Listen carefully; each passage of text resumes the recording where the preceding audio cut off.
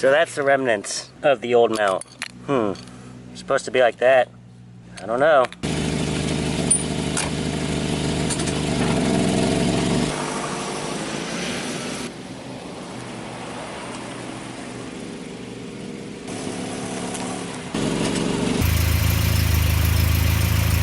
Hey, what's up guys? So it is December 19th, 2016, and out here in Florida, middle of December, it is 82 degrees. Check that out.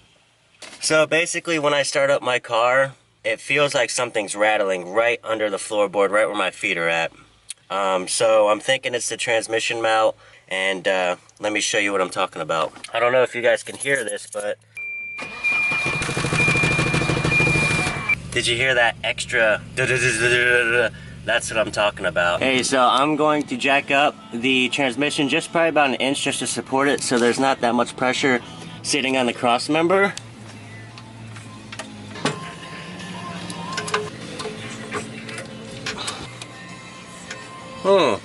That's a good indicator. Now it's time to unbolt the 4 14mm bolts. There's 2 here and there's 2 also right there. I'm gonna loosen that up and then I can take the cross member off. I have this little extension because the angle that the hole and the bolt is at won't let me get a regular straight socket in there at a good angle without stripping the bolt.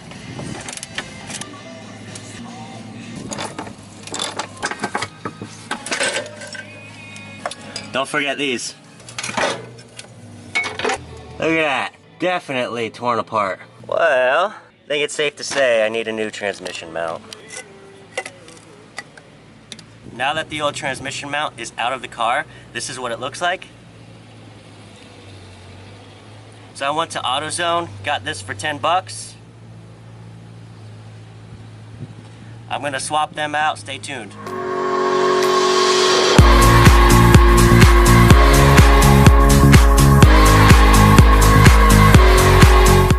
So now that the cross member is off, I took some brake cleaner and cleaned up the cross member, the nuts and bolts real quick just to make it look aesthetically pleasing, kind of like my face. I'm gonna take the new transmission mount here and insert it in this little hole right there and put the nut and washer back on while I have it off the car just because it's easier to access from back here. I get a couple threads started, but I don't tighten it down all the way, just so when I bolt it up, in case something's not aligned, I have some room to play. It's a good idea while this is sturdy, get a crescent wrench on the back of this, which is 17mm, so you can loosen up this old mount.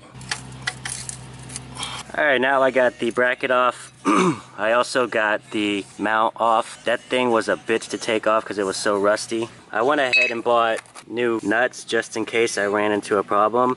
I didn't, but since I have it off and this one's pretty old and rusty, I'm just gonna change the nut. So I have the bracket barely held on. I went and took the cross member with the mount attached to it and found that little hole I was talking about and fed the washer and the 18mm or 17mm nut on the back side, so everything's got some play.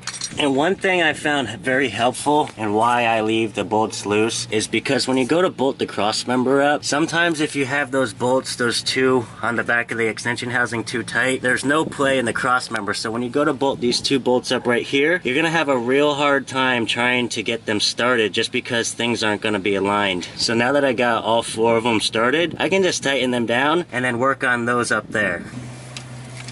So now I'm going to tighten up that washer and the 17mm bolt on the back of the transmission housing bracket.